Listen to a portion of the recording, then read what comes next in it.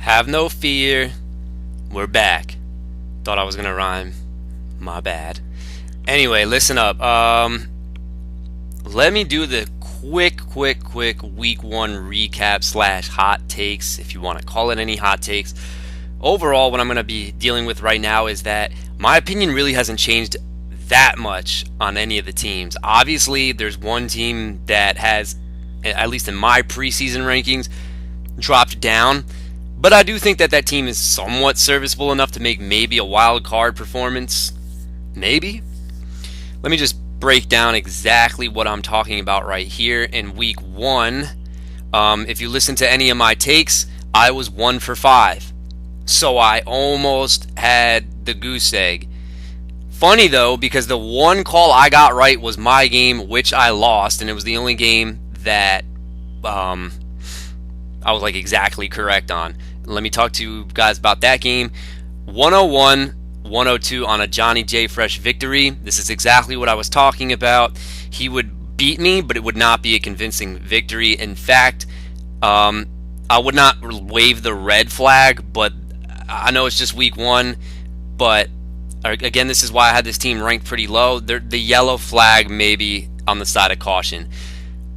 This was quite, not an upset, but a disappointment. Lewis edging out 111-78 against Andre. Disappointment not because of Lewis winning. I don't know where Andre's team was at all. But despite the fact everybody runs into a bad week, I do think that this team can definitely bounce back as the season progresses. In a matchup where we thought an upset was about to happen, and this matchup was the most boring one of the whole week. Talking about Paul going against Allen. Allen and the Detroit Lions, well, he left one on the bench, which cost him. I think that was a bonehead manager move. But in reality, I do think that Paul, despite only putting up 95 points, I think that this team is probably the clear-cut favorite in my honest opinion in this division as of right now. Again, I'm reiterating the word right now because anything could happen. I'm just saying if you look at the rosters from top to bottom, I think Paul is definitely a clear-cut favorite in this division. This was by far the upset of the week, and I think the boner of the week, because I think everybody's about to ride this train. I'm talking about Rob Coffey's 120-point victory, 108, despite Kareem putting up 43 points. Here's the way I look at it: 120-108, very good matchup, definitely. Stephon Diggs balled out, was able to secure Rob Coffey a victory, but there's because of the Max injury, which I'll get to in the next matchup, this team has not skyrocketed up my rankings, because that'd be hypocritical of me to say that after 1 week. However, he is in a playoff spot push, ladies and gentlemen. 120, 108 to Brian. Now, granted, Brian's excuse that he's going to use out there is he didn't have Mike Evans and Jarvis Landry. So, to be honest, it's like he was dealing with bye weeks, kind of. So, I don't move any of these guys down. However, one of them goes up. Talk of the town right now. He's going to be good, which is Max losing to Matt Morris. I know Morris tried to throw some shade at me saying I don't think that there's any way Max's team loses. Yeah, I meant that. I didn't expect a David Johnson to get hurt and his team to suck, though. So I guess you proved me wrong there, Matt. But at the same time, like, I'm not too worried about Max's team. Yeah, he lost a beast stud running back in David Johnson. But if you heard me in the first week podcast, his team's got a lot of depth, and it's not just depth to fill up a roster, it's good depth. I do think that without David Johnson, he's not going to be a number one contender for this championship. However, what I do see happening though is that he can surprisingly make a lot of not a lot of noise, but a little bit of noise here and there. The only thing that does worry me now with Max's team is the division that he plays in, and is there going to be enough room for him to secure enough wins? And I guess an upset, not really for the ages, but something that we really couldn't call. Harsh edging out David. David's team pretty much went to sleep in this one, except if you own the Los Angeles Rams defense. Really disappointing performance by David's team. On the other hand, Harsh, I don't know. I don't know if you overperformed your Yahoo projections. You hit 101. I don't remember what they still had you as, but regardless, I don't understand about this team. I don't want to say it's good, and I don't want to say it's bad. I just think that this is still a story that we have to figure out on this team. I like a lot of pieces that he has, and then there are some pieces that I think he has a lot of bench room on where he's going to be having a headache. But it's interesting because I can't remember one time where Harsh has had in his career this much depth at his roster. So it's interesting to see how the manager plays this one out. Those are my quick hot takes. We'll be right back with the week 2 matchups. Okay, I'm going to kick off things with the first matchup of this week. And I love every minute of this matchup. The reason being is not because I think that it's going to be a good matchup. I just think if you were to ask me which 2 people get so hyped after one victory in this league, and what I mean by that is they start trash talking, they get caught up in the moment, and they go head to head. It's Allen and it's Morris, and they're taking each other on right now. This is pretty much a bragging rights match, although I don't know if there's much to brag about. I mean, whatever. We'll get into it. Morris did have a victory against Max, so that has definitely given him a lot of confidence going into this matchup. Starting Matt Ryan at home, Matt Stafford on the road. Give me Matt Ryan at home, and I think this is a landslide victory at the quarterback position. I think Matt Ryan outproduces Matt Stafford by a good 17 points. Golden Tate and Kenny Galladay taking on Antonio Brown and Rashard Matthews. This is another interesting take right here. You're going all in on the Detroit Lions, and if they don't hit Allen, this is going to be a long day for you. Give me Morris in the receiver department. There's not much to break on the matchups in this one. Chris Thompson and Thomas Rawls taking on Devonta Freeman and Jay Ajayi. This is landslide at Morris's level. Okay, we get things a little bit tricky now, and especially because we have an empty flex, as I'm calling this. Gronk taking on Bennett. Give me Gronk. The flex position battles, though, considering channeling me into Jay, considering that Allen has an empty roster spot at the flex position, I don't know anyway how we can call this. Look, bro, you took those 3 tight ends for a reason. You got to play those 3 tight ends. That's all I'm going to say to you right now. So I'm just going to make believe that Travis Kelce is still playing, because if he's not, I don't know what the heck you're thinking, bro. I don't know what you're thinking. Jordan Reed at the Los Angeles Rams, and I'll say Travis Kelce. Both of these guys said that it had sluggish days. McVay, though, knows Kirk Cousins, and he knows that his first read is over the middle of the field, so Jordan Reed I can see being blanketed and not doing anything in this game. However, if we're talking about that other flex in Travis Kelce, I do think he should be able to find Pager in this one, especially after he was quiet in week 1. Then I look over the Morris side of things. He already put up 4 points courtesy of Joe Mixon, which wasn't enough. But then he has Marvin Jones, and Marvin Jones I don't feel confident at all in this matchup. So believe it or not, if I'm going to give a flex advantage edge, I might give it to Allen. And that's only because there's 4 points on the board for Joe Mixon. Not that I really love his flexes that much. The Rams are going to be facing the Redskins, which is why Allen has the Redskins defense. Or we can go with Denver against Dallas. So I am a little concerned about a lot of things. Washington could probably be in bad position in this game because Kirk Cousins could really wet the bed.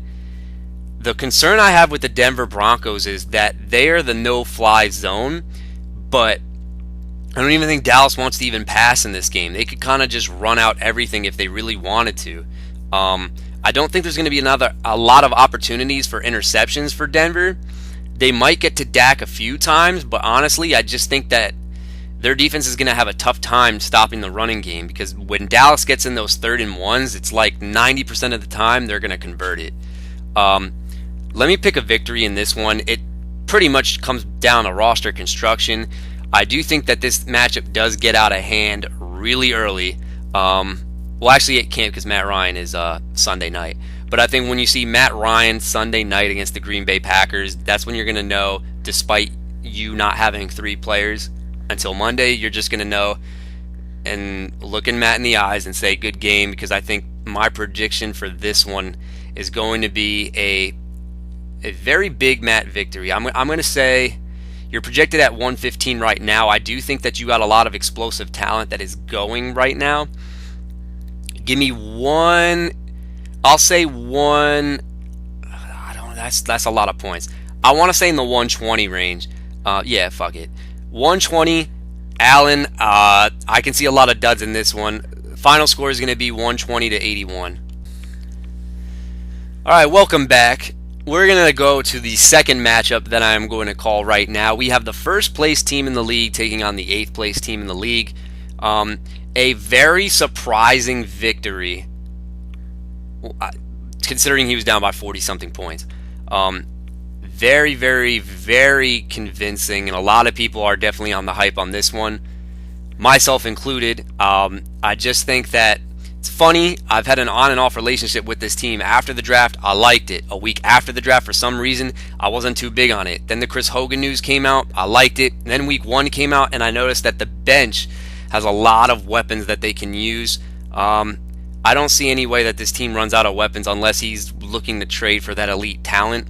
There's a lot to like about this team. Marcus Mariota or Cam Newton, I'm going to have to give the edge to Cam. The only reason, though, I know the Jags have a really tough defense. But the Titans are not the type of offense that would have that much troubles with the way Jacksonville plays the game.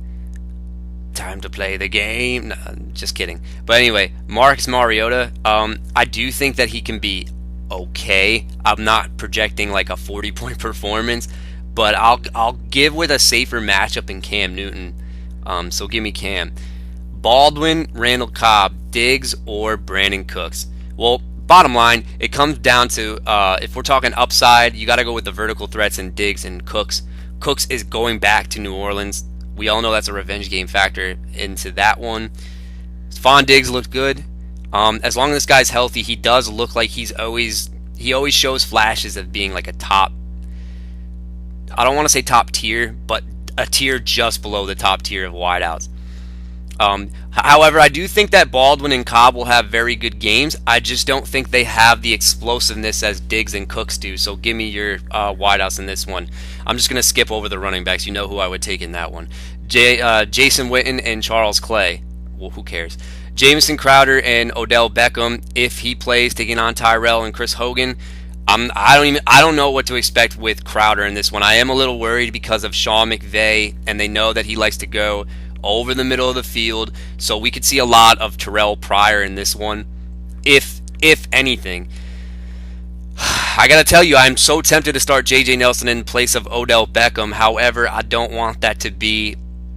Last time I put my faith in J.J. Nelson's hands, we know what happened. Tyrell Williams and Chris Hogan, though. I like Hogan a lot, not gonna lie. Tyrell Williams, I like him too. I can't even call any more of this game. There's just too many weapons that I do like. And yes, you're probably listening to this and saying, Nick, shut up. You're gonna jinx me just like you jinxed Max. What do you want me to say? I'm looking at it right here. I don't see any reason why I would, pull the classic. That's only gonna be like 3 yards from that guy. Like, I'm not gonna do any of that. I call it like it is. This is going to be... So again, this is another matchup where it's going to be very hard for me to call it because one team has two people that are empty. So my apologies if I get the wrong guy wrong. Andre put up a very disappointing performance. This is something I expected a lot out of him week 1. And the vintage one pulled out a victory. Let's take a look at the matchups. Rivers and Russell Wilson, give me Russ. I don't like T.Y. Hilton. I just think that you're gonna be stuck with him the whole season, and it sucks. Michael Crabtree, I do like. Hopkins put up 10. Parker is interesting in this matchup against the Chargers. Believe it or not, though, I think Crabtree alone can make me say that I might be confident in Andre's wideouts. Murray and Elliott, Cohen and Cook. Well, Tariq Cohen looks like a player everybody wants to jump on the bandwagon with, and I get that. I just don't think that he's a phenomenal talent. I think he's a better situational, rotational back than he is actually the lead dog in this one. This is going to be funny when I say this, but I think if Jordan Howard is out, I think that this guy doesn't do that well. I think he needs Howard to be successful. Now, granted, 3 weeks from now, anything could happen. This guy could be the best running back in the league. But when I'm watching the highlights, a lot of it is coming off of toss plays that go to the outside, and they're designed pass plays and screen plays when I watch the highlights. He's just a perfect rotational back to get in space. And if there's no Howard, this guy's going to be taking a beating. I'd be a little bit concerned. I think you want Howard to play, especially with the wide receiver situation looking ugly. Give me Andre's running backs. Graham against San Fran. I don't know what it is with Jimmy Graham. I just hate this Seattle Jimmy Graham. Like, he's just so, like, I don't know. It's funny though, man. Like, they really have him projected at 13.5. It's a lot of points. But considering I don't even know who Harsh's tight end is going to be, I'll still give you the advantage in this one. Lynch or Devontae Adams. This is a tough call, man. I actually do like Devontae Adams a lot. Reason being, Trufant is back on the field. I don't know if he'll be manned up against anybody in particular. I mean, the money would be on Jordy Nelson, but the Packers move around everybody, so it could be anybody's guess. And Ted Ginn against the New England Patriots at home, he's got some sneaky potential, I'm not going to lie. But if I have to call a victor in this one, we also have the Chargers D and the Arizona. Oh, no, this is Andre. I don't think Harsh's team is that bad, though, but I do think that Andre's team bounces back huge this week. Give me Dre. Well, two players are in this matchup who completely disappointed in week one. They lost a lot of upsets, and these two in particular, I think, were the biggest upset guys who let myself, not me down, but obviously they let themselves down with their performance. I'm talking about Max and David, but I do think that they could probably bounce back after a sluggish performance in week one, especially because Max gets his actual quarterback back in Jameis Winston against the Chicago Bears. But Rodgers goes back in the dome, and I think he's got revenge set on Atlanta, man. It's going to be tough. But, man, Rodgers, man. Winston will be all right, but, I mean, it's Aaron Rodgers. The guy who looks like is going to be Max's favorite player and called it because he was going to be good. Tyreek Hill and Adam Thielen taking on Alshon Jeffrey and Kelvin Benjamin. I love this combination. Which is why, obviously you're not going to do this now. When I offered you that deal, Beckham, here's a story for you guys. I offered Beckham for Powell, Thielen, and Hill when I lost Spencer Ware because I needed somebody. And I didn't pull the trigger on it. And it looks like because of that, it might save this kid's season. I like these guys a lot. I'm not even overreacting week one. I do think what you saw happen in week one, Tyreek Hill I didn't even like, so I'm not going to front and say that I knew this was going to happen. I actually did not like him at all. Thielen, however, I loved a lot. And you know my feelings with Cooper Kupp. I still like a lot of pieces on this team, flat out. Give me Hill and Thielen. CJ Anderson and, what the hell is his name? Kerwin. I almost said Keelan Williams, but that guy doesn't play anymore. LaShawn McCoy and Careller's Hyde. I don't even know how this Arizona running back situation is going to work out, but bottom line is it's going to be a really crappy committee. David Johnson was such a beast that he didn't need an offensive line, and now these mediocre backs have to go with a crap offensive line. I don't care if it's the Colts. It's still risky, not because they're going to bust, but I think any running back on the Colts roster has an opportunity to be amazing. It might not be Kerwin Williams. I still don't understand why Andre Ellington isn't the guy. I think it's because they ran him into the ground 3 years ago when I had him. Maybe that's something to do with it. And then you got CJ Anderson against the Dallas Cowboys. Anderson looks good, man. Week 1 for CJ Anderson, for some reason, man, he looks like the guy everybody wanted to fall in love with. And at bottom line is, as long as this guy stays healthy, I just think that he's going to be the guy to carry the rock for the Denver Broncos. But on the flip side, Shady McCoy, Carlos Hyde. I don't like Hyde at all. I'll flat out say that. So it comes down to McCoy and Anderson. I got to take David's backs. Ebron or Olsen? Olsen. Oh, this is an interesting one. Marquise Lee, I'm not even... If he does good, he does good. But I'm not looking for anything big out of him. Djax, Terrell Pryor Sr., and Dez Bryant. They might not even need Dez Bryant in this game to begin with. I don't know what the hell is going to happen with Dez Bryant in this game. It doesn't look like a good matchup, but the thing that could work out in his favor is if Dak gets enough protection. Maybe. Terrell Pryor Sr. I feel like this is the guy who's probably in the position to be the best player in this game. The reason why is because McVay knows how Cousins likes the middle of the field. Pryor is now on the outside. McVay doesn't know anything about Terrell Pryor, but the thing that worries me with that is this guy I've called about maybe 3 years ago, probably the most underrated cornerback in the league. I think people are starting to catch up on him now, but Tromaine Johnson is a fabulous corner. He's my type of cornerback. He's a good corner. He's underrated on a defense that's not even that good. I mean, they have a good front, don't get me wrong, but the guy can ball. He can ball. Seattle at San Fran or Oakland at the Jets, man, this is... Oh, man. It's looking ugly for both of them. Meaning the teams that they play. This is going to be another tough one to call. It's going to be another tough one to call. Man. I just think that the only bad matchup that I look at David's team that's really bad is Carlos Hyde and Marquise Lee, just because it's Marquise Lee. If I look at the Max's side of things, there are a lot of concerning matchups in the flex spots because his two best receivers.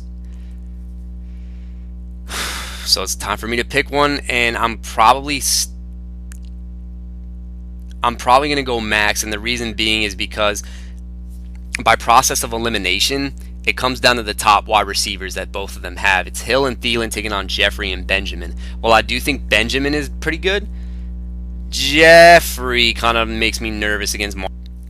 The next matchup we're going to be talking about here, let me just flat out say, between Johnny and Brian, this matchup is going to end up in one of two ways. Scenario number 1, a blowout victory by Brian. Scenario number 2, a Johnny J. Fresh Classic 90 to 80 point victory and Brian's team falls flat on their face. That's the way I think it's going to pan out. Well, let me tell you my thoughts. Derek Carr against the New York Jets, Kirk Cousins against the Rams. You got to go with Derek Carr in this matchup. AJ Green put up 9 on the board, which means that Brian is in really, really good position with Amari Cooper against the Jets. Michael Thomas goes against the New England Patriots. Mike Evans goes against the Chicago Bears. Well, a lot of high hopes for Michael Thomas in this one. They are at home, and New England isn't as dominant on the road. That being said, Cooper is going to go off this week. He will go off this week. Michael Thomas, I think, is a coin flip. Flat out because he's now their best weapon on offense. Minnesota was able to game plan against him. I don't see why New England can't do it either. Now, if Michael Thomas goes off, I know I'm going to get a message in the chat, the classic, "So, Nick, you thought Michael Thomas was going to be a best this week? Freaking moron," or something like that. That's exactly what it's going to be. But hey, I just don't think, what the heck is Bill Belichick going to game plan for? Mark Ingram? Is he going to game plan for Ted Ginn? Is he going to game plan for Colby Fleener? Process of elimination. I'm not saying he busts. I'd just be cautious with it. I think he hits like 12 points. Speaking of cautious, Mike Evans. Believe it or not, this looks like a really easy matchup on paper. I don't have the numbers off the top of my head right now. Do some research. Look at all the number one wide receivers who have gone against the Chicago Bears. I said this last year when it was starting to trend, and now it looks like it is a trend. The Chicago Bears, the one thing that they do good that you don't realize until you actually look at numbers is take out number one wide receivers. Last year, and they played a lot of good ones, the only number one wide receiver to actually go off against the Chicago Bears was T.Y. Hilton. Ever since then, they blanketed Odell Beckham Jr., even this guy that Brian has, Mike Evans, and the only other receiver that even came close was Jordy Nelson. And the only reason why his numbers were serviceable was because at the end of that game, Rodgers threw up a prayer and he was wide open. I'm throwing caution to Mike Evans in this one. I don't think, obviously you're not sitting the guy, but if you think that, he sucked for you with 8 points, I think that's more to say about the Bears game planning for number one wide receivers. Leonard Fournette and Javorius Allen taking on Ty Montgomery and Kareem Hunt. As long as Ty Montgomery balls out, man, this is a dangerous combo at running back. This might be like the hype combo at running back, which is funny because you would never say hype and Brian in the same sentence, but that's what he has right here in Ty Montgomery and Kareem Hunt. Here's my thing with Ty Montgomery, though. I just want to give my little take on this. And no, this is not a strategy for you to give him to me. I liked Ty Montgomery. I had him last year. Flat out beast. One thing I am worried about is the usage rate is probably going to lead into an injury, especially because he's a wide receiver, former wide receiver, who is now a NFL running back. I got news for you. I looked at that game. The guy looks phenomenal. No homo. He's got some freaking huge... His arms bulked up massively. That's a good thing. But his running style and the way they're very cautious with the play calling and runs that he has. We know that he limped off in that game. And I'm not going to talk about that because he came in. A few plays later, his second carry after that, there was one play, if any of you notice, you can go watch the game again. Nobody's talking about this. He gets a carry, he gets stuffed at the line. And as he gets stuffed at the line, I don't know who the defensive lineman is that has his leg. It was either Richardson or Cliff Averill. I can't remember who it was. The whistle is blown dead at that point, and the guy is not letting go of his leg while another defender is trying to push him backwards.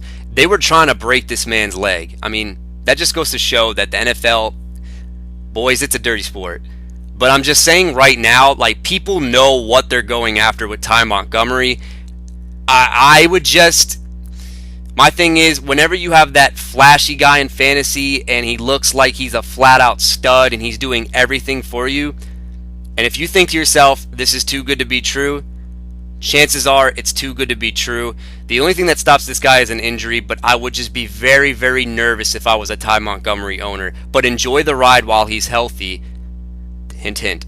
Zach Ertz and Jesse James. I love Ertz this year, man. So Ertz. Watkins and Curse.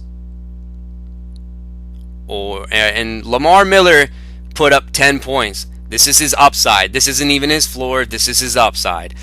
Jarvis Landry. He might be the one Dolphins wideout that I feel confident in this week, just because he's not matched up on the outside with Verrett and Hayward. Landry could have a serviceable day, but then you've got Sammy Whammy and Jermaine. Why are you starting Jermaine Curse? Sammy Watkins. I don't see Watkins doing much in this game. I think by default, and it's not that I like this guy's team in the flex department this week, I gotta go with Landry.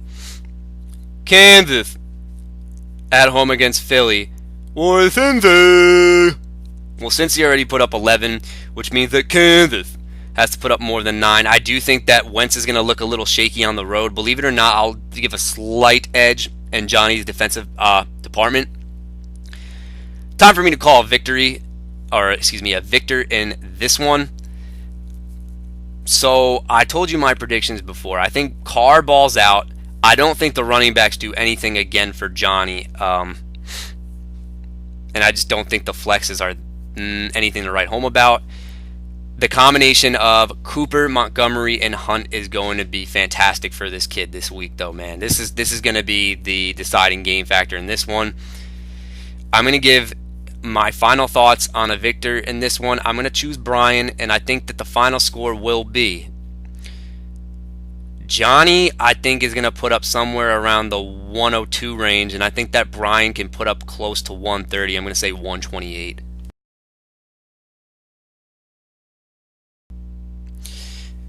So without further ado, I've got to call the matchup of the week, and if I am not mistaken, it is a battle of the only two undefeated teams that go against each other for this week.